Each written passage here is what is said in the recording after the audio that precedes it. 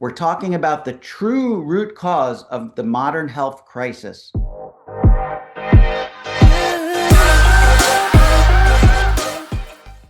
If I say the words insulin resistance, most people jump to the conclusion of diabetes. But what if I told you that insulin resistance is the common thread, excuse me, behind obesity, fatty liver disease, polycystic ovarian syndrome, Alzheimer's, hypertension, heart disease, and even certain cancers? What if insulin resistance isn't just a diabetic issue, but the hidden engine behind almost every chronic disease that we see today? Welcome to episode 39 of the Obesity Project. My name is Dr. Mark Shankman. Today we're talking about the root of everything, and this is the fourth part in a sort of myth-busting series that I've created. Today, myth number 4, insulin resistance is only a problem for diabetics. So in this episode, we're not just talking about blood sugar. We're talking about the true root cause of the modern health crisis. Let's break the myth wide open. All right, so today we're going to start off with the hidden pandemic. Insulin resistance means your body no longer responds properly to the hormone insulin. So you eat, insulin rises or goes up. Your cells are supposed to open the floodgates and take in all of that fuel. But with insulin resistance, the cells stop listening. So your body responds by yelling louder, producing even more insulin. Now, here's what's critical, is that this happens long before blood sugar goes up. So you can have normal glucose, normal blood sugar, and still have a high level of insulin for years upon years, even decades. And during those years, the damage actually begins. So fat is stored where it shouldn't be. Inflammation goes up. Arteries stiffen. Brain chemistry changes. Hormones go haywire. Insulin resistance doesn't wait until diabetes starts. It starts the fire, and the smoke shows up much, much later in terms of type 2 diabetes. So I want to talk to you about what I like to describe as the metabolic domino effect. So insulin resistance isn't just a blood sugar issue, as I mentioned. It's a metabolic signaling disorder. And when insulin's messages get distorted or ignored, the consequences ripple through nearly every system in the body. Now, why is that? Because every cell in the body contains insulin receptors. So every cell in the body responds to insulin. So let's break down how insulin resistance drives each of these different chronic diseases. So we're going to begin with obesity. And all of these disorders are part of the metabolic syndrome, and certainly obesity is the main one. So what insulin does is it locks fat into the cells. So when insulin is elevated, it's as if insulin, as it is in insulin resistance, it sends a very specific message to the body. Insulin's telling the body to store energy, not to burn it. We're in a fed state, and we need to store this excess energy. So insulin shuts off lipolysis or breakdown of fat, which is your body's ability to release that fat from your fat cells, the fat storage that you have on your body. So that means a couple things. One, you cannot access body fat for energy. You stay hungry despite having stored fuel. You gain fat even on a calorie-matched diet because you're hormonally biased towards storage, okay? And over time, this leads to a number of really bad effects. First, visceral fat accumulation, which is fat around the organs, which is very, very damaging. The worst place that you could possibly store fat. You know, everybody hates the fat, that is subcutaneous, all the fat that wiggles and jiggles under our skin.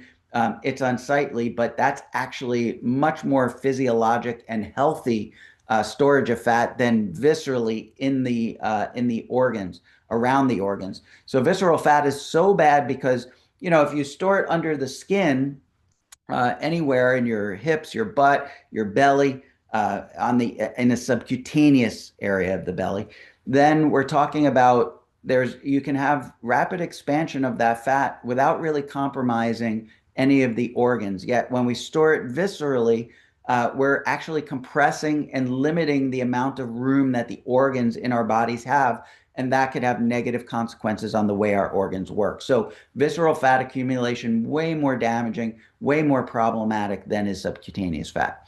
Not only do we get visceral fat accumulation, but we get leptin resistance, which disables your appetite regulation, allowing you to more easily overeat. And it's a vicious cycle where insulin drives fat storage and fat storage drives more insulin resistance. So, a vicious cycle that continues to get worse and worse. So that's obesity. Let's talk about hypertension now. And when we talk about hypertension, we have to talk about sodium retention and endothelial dysfunction. So insulin doesn't just control blood sugar. It does a number of other things, including the way that our kidneys and our blood vessels are affected by the insulin. So when insulin is chronically elevated, it tells the kidneys to retain sodium, which then increases blood volume and increases blood pressure. It also causes vascular smooth muscle proliferation, which is the smooth muscle or the involuntary muscle of our vessel walls, making arteries stiffer. And when you make the arteries stiffer, they're less forgiving, and it increases blood pressure as well. It also impairs nitric oxide production, which reduces your arteries' abilities to dilate. If your arteries cannot dilate, the pressure remains elevated, remains too high. So together, all of these effects raise systemic vascular resistance, which is a hallmark of hypertension. And even in people with normal glucose, high fasting insulin is a powerful predictor of high blood pressure or hypertension. So that's hypertension, problem number 2. Problem number 3, non-alcoholic fatty liver disease, or NAFLD.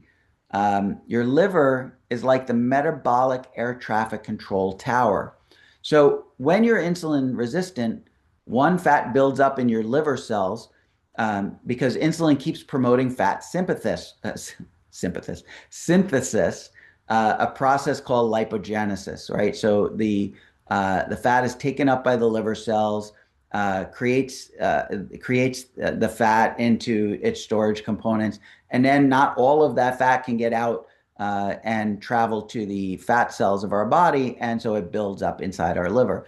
The liver also becomes less responsive to insulin and keeps pumping out glucose even when it shouldn't.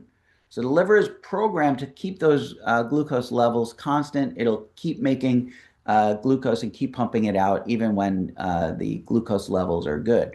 And then excess fructose, which is you can find from sugar. So sugar is a disaccharide. It's a molecule of glucose and a molecule of fructose. So that's what table sugar is made of. And we also have high fructose corn syrup in many of our products, many of our refined and highly processed carbohydrate products.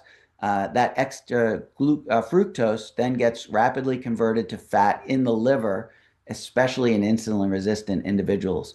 So the liver is the only place that fructose can be converted and utilized, where glucose can be taken up by almost any cell. So this buildup of fats leads to hepatic insulin resistance or liver insulin resistance, inflammation, which is a key factor of creating all of these metabolic disorders, and progression to NASH. So we talked about non-alcoholic liver disease. Now we're talking about non-alcoholic steatohepatitis, or NASH for short, which means that it's actually building up inside the liver. And that can cause fibrosis of the liver and eventually lead to liver cirrhosis, or scarring, or final damage of the liver.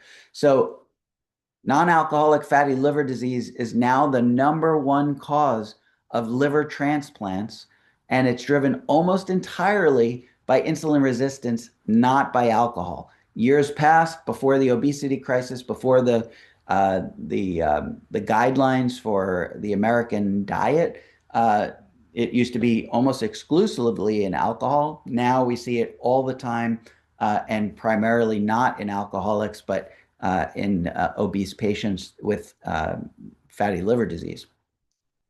So the fourth disorder I wanted to touch on is polycystic ovarian syndrome. And this is a case of hormonal hijack. So in women, insulin doesn't just affect glucose, it also affects ovarian function.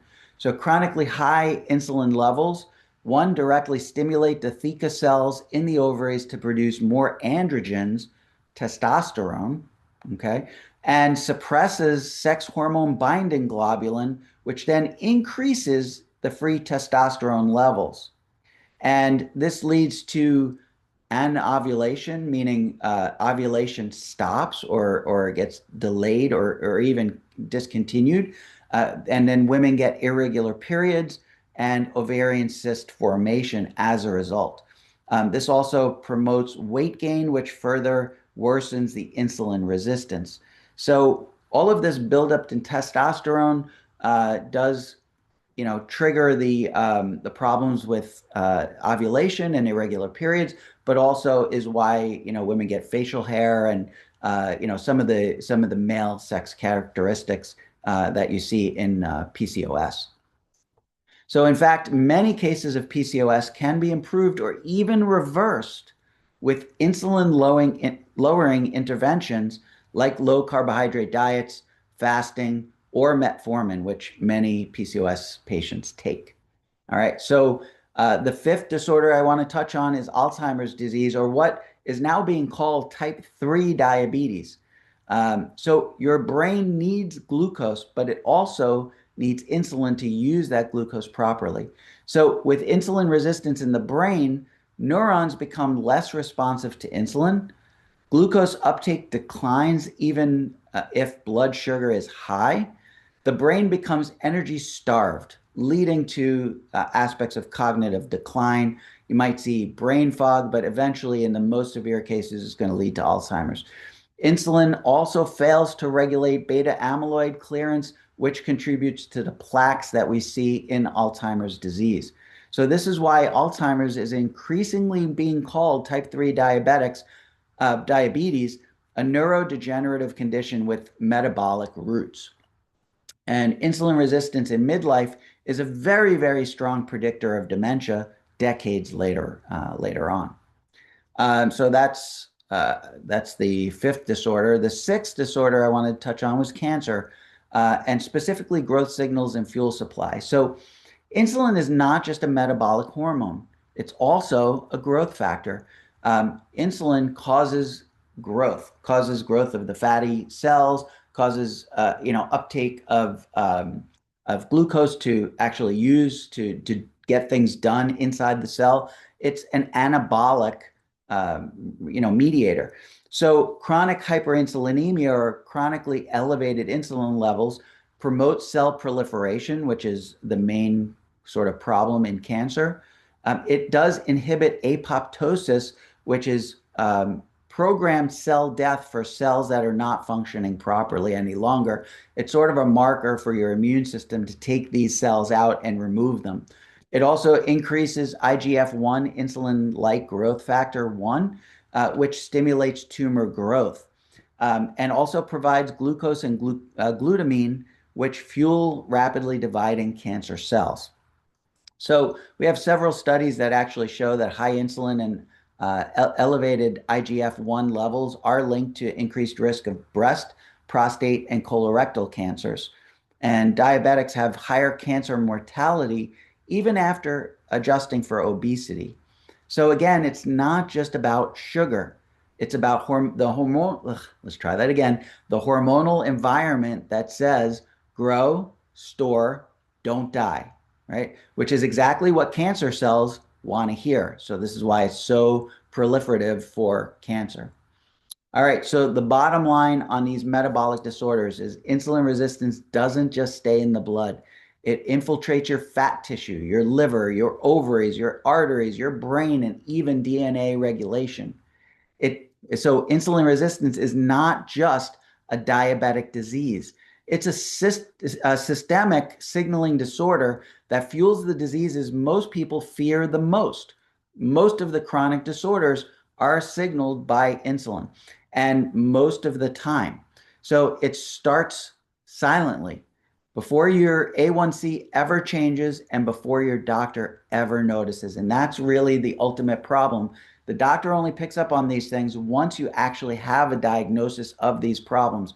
If we were looking at the right things, if we were monitoring insulin levels instead of blood glucose, which is the way the medical profession looks at things, if we monitored insulin, we would catch all of these disorders so much earlier in the process and where they would be completely reversible.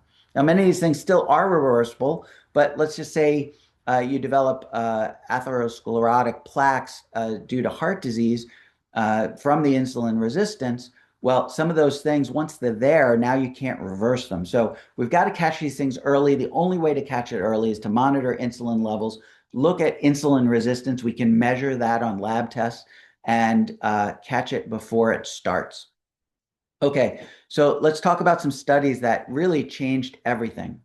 And let's kind of grind down into this data. So one, we're going to talk about the Cardia study in 2010. Young adults with elevated insulin but normal glucose had significantly higher risks of developing heart disease, fatty liver, and diabetes 10 years later. Okay. In the Journal of Diabetes Care in 2008, Shanik et al. Had done a research project that showed hyperinsulinemia is not just the result of obesity, it may be the actual cause. And then Dr. Robert Lustig at UCSF demonstrated that insulin resistance precedes obesity and predicts cancer risk, especially in high fructose ultra-processed diets. And then finally, another sort of article, sort of backing this premise that I'm putting out there in the Neurology Journal in 2011, insulin resistance was associated with smaller brain volume and memory decline years before any dementia diagnosis. And so, what's the punchline? None of these people in these studies were diabetic. None of them. Right? So insulin resistance is the culprit that we need to be focusing on and we need to be paying attention to. So insulin resistance hides in plain sight. You may not have high glucose, but you might notice that you have belly fat that won't budge. You might have cravings, especially for carbs. You think about it, when you have cravings, what do you crave? You crave cookies and crackers and ice cream and things that are carbohydrates. You rarely ever crave fat or meat or protein. You always crave carbs. And so these cravings are very, very dangerous and very damaging. You may also notice energy dips after meals. You may notice brain fog. You may notice sleep disruption, high triglycerides and low HDL, or skin tags or dark patches on the neck. That is called acanthosis nigricans. So most people write these things off, or these signs off, as just simple aging or as normal, right? But they're not normal. They're early metabolic signals or signs that there's something underlying going wrong. And if you wait for blood sugar to rise, you've already missed the window. We've got to start to hone in on insulin resistance. So let's talk a little bit about the broken medical model. And this is what really grinds my gears. Here's the real tragedy behind this problem is that we don't routinely test for fasting insulin. We don't calculate HOMA-IR scores or measures of insulin resistance. We don't screen for insulin resistance until the disease is fully developed. Why? This makes no sense. We've got to start to do something about this. And the reason is because the system isn't designed for prevention. It's designed for prescriptions. They diagnose a problem and they throw a pill at it.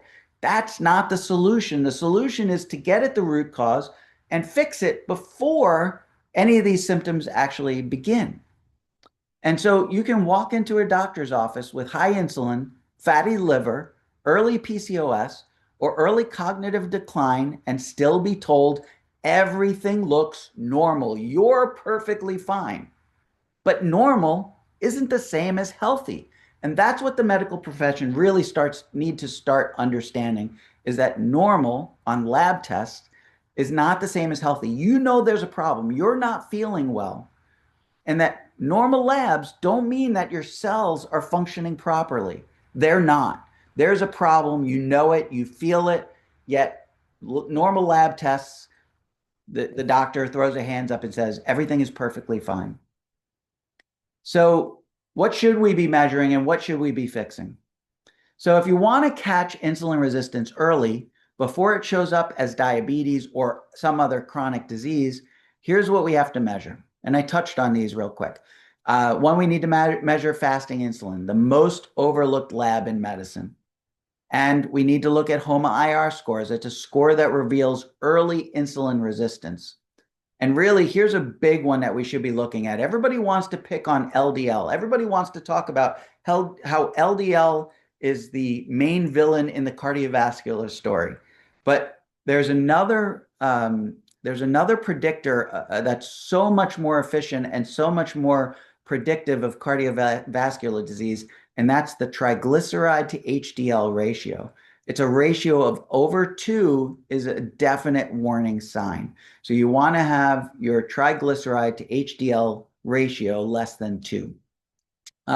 Another great one, super easy to monitor and measure, it's super non-invasive, is waist to height ratio. And it is a much more accurate risk marker than is BMI, measuring someone's body mass index.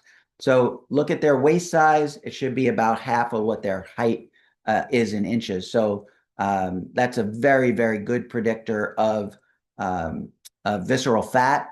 And of course, visceral fat is a great predictor of insulin resistance. Another one is ALT and GGT.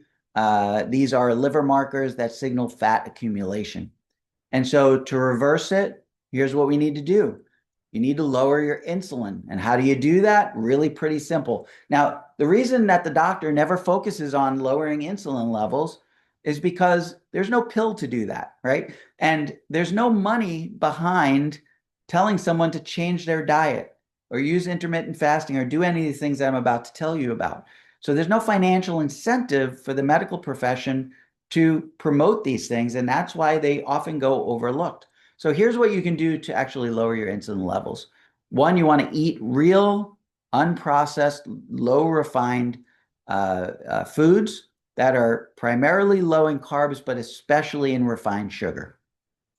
Secondly, you want to do intermittent fasting to reset insulin signaling. I did this for many years and actually switched to the carnivore diet, which is sort of a fasting mimicking diet because it's so low, almost no carbohydrates in the diet. Again, any low carb diet will work.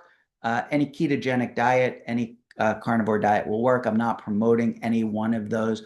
I just tell you about my own personal journey, which includes carnivore. Also, you can build muscle to improve glucose disposal. So you build that muscle, and that gives a sort of a sink to draw in all of that extra glucose that gets into your blood. And then improving sleep, because sleep loss equals instant insulin resistance. So sleep is incredibly important to prevent metabolic disorder. So let's say it clearly. Insulin resistance is not just a diabetic problem. It's a human problem. It's not about sugar. It's about signaling. And it affects almost every single organ in every single system that we have in our bodies, even before it ever touches your A1C level, which is what your doctor is monitoring. So if you're tired, inflamed, bloated, anxious, foggy, or frustrated, it may not be you. It may be insulin. So coming up next, myth number 5, does fasting slow down your metabolism? The truth will absolutely surprise you. So thank you so much for watching. I really appreciate it. I cannot say enough that I appreciate the time that you give me to learn about metabolic disorder, to learn about obesity, to learn about insulin resistance, all of these things. I've got to get the word out to as many people as humanly possible. So subscribe, like, share, and comment. Share this with anyone that simply doesn't understand that all of these different disorders are all one root cause, and that's insulin resistance. And I'll catch you in the next video. We'll bust yet another myth. Take care. I'll see you in that one.